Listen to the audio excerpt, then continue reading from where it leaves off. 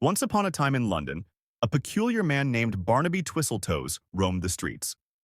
Standing at just under 4 feet tall, he was a sharp-dressed, fast-talking trickster with a taste for the extravagant.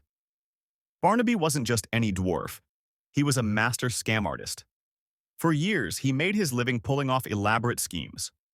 He once convinced a wealthy American tourist that he was the secret heir to the British throne. Another time, he sold Tower Bridge to a clueless millionaire from Dubai. But Barnaby's greatest scam was still to come. One evening, while sipping a cocktail at a high-end Mayfair bar, Barnaby overheard a conversation between two old-money aristocrats. They were arguing about the Queen's emerald brooch, a priceless jewel supposedly hidden somewhere in Buckingham Palace. Barnaby's ears twitched. A challenge? A fortune? A perfect scam.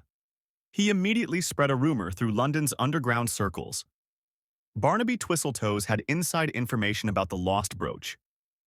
His reputation as a cunning trickster made people believe him instantly. Soon, a mysterious billionaire named Lord Pembroke invited him for a private meeting.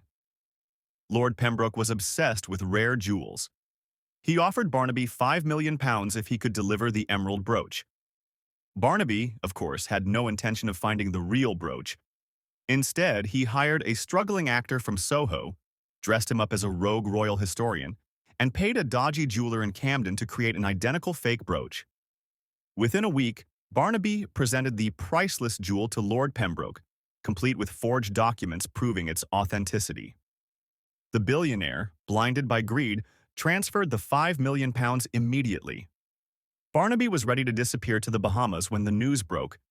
The real emerald brooch had just been discovered in Windsor Castle. Panic spread like wildfire. Lord Pembroke, feeling like an absolute fool, put out a £2 million bounty on Barnaby's head.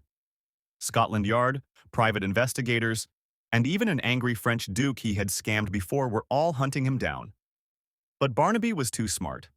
He had already booked a first-class flight under a fake name, and by the time the police raided his Soho flat, he was sipping coconut water in the Caribbean, laughing his head off. Legend has it that Barnaby still operates scams from a private island, occasionally returning to London in disguise for one last job. And if you ever meet a suspiciously charming man offering you a once-in-a-lifetime deal, well, you might have just met Barnaby Twistletoes.